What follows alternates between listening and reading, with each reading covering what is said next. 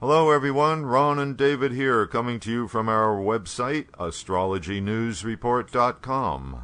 Now we look at the upcoming planetary patterns and predictions, what's in store in the heavens for March 23rd to March 30th and beyond. On Monday, March 24th, Retrograde Mars backs into Virgo. By leaving Libra, Mars now breaks away from its conjunction with Rahu, which is a good thing because Mars will no longer have to contend with the confusion and demonic energy of Rahu. Mars will now spend the rest of its retrograde phase in Virgo. On May 20th, Mars ends its retrograde motion at 14 degrees Virgo and goes back to normal forward progress in the zodiac. Mars will slowly advance through this sign, finally leaving Virgo on July 13th, whereupon it returns to Libra. And while in Virgo, Mars will be opposite to Uranus, the planet of freedom, rebellion, and sudden unexpected events. This is a particularly explosive combination, signifying an increased likelihood of disruption, revolt, and sudden violence for the next few months.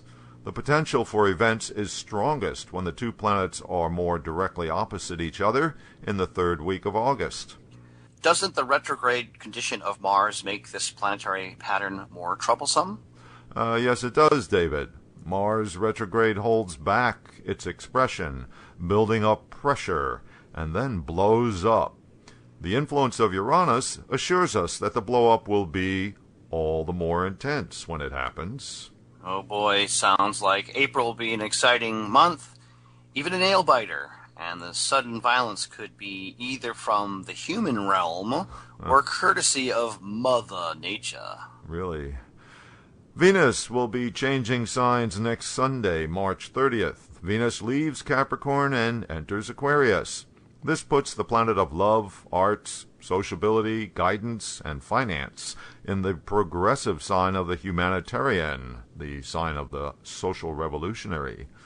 Venus, the planet of love, will also be combining with Neptune, the planet of dreams. So Venus will give an additional boost to Neptune's irrational devotion to the Aquarian love of social revolution. The exact conjunction of Venus and Neptune will be on April 11th at 12 degrees Aquarius.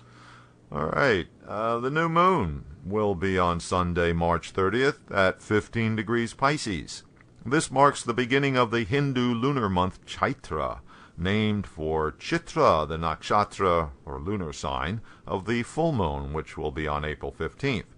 Traditionally, Chitra is associated with creativity and appearance, and therefore anything that has to do with arts and design or improvements, but also what something looks like, including giving false impressions. Okay, I see that the new moon is conjunct Uranus, the planet of sudden unexpected events.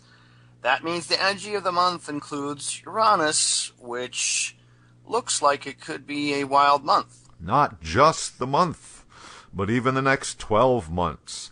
The Chaitra New Moon is the Lunar New Year in Vedic astrology, and it has a special significance in mundane astrology, that is, the astrology of world events.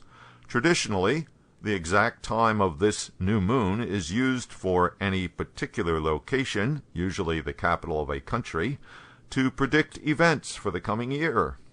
So let me get this straight. What we are doing is taking the exact time of the Sun-Moon conjunction set for a capital city to generate a chart that will indicate what's happening in the coming 12 months for that country. Let's do Washington, D.C. Okay. For Washington, D.C., the exact time of the new moon will be at 2:44 p.m. on Sunday, March 30th.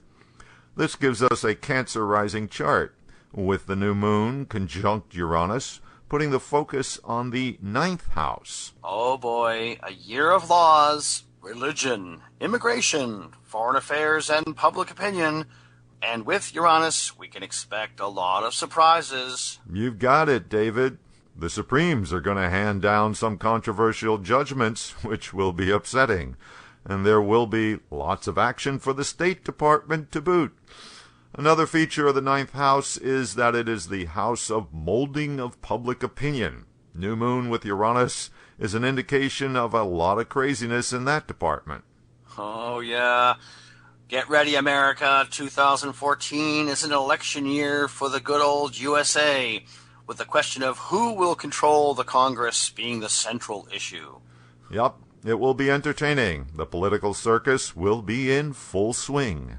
How about Russia, or how about China?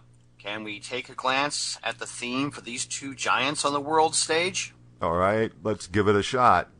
Here's the chart for the Chaitra New Moon calculated for Moscow, which gives us Libra rising.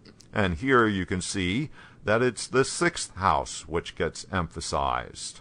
Uh-huh.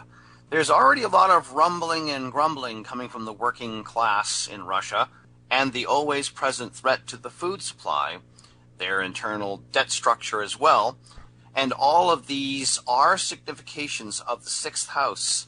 Looks like Russia is in for a turbulent year. Yes, Russia looks like it will have its hands full for the coming Vedic year.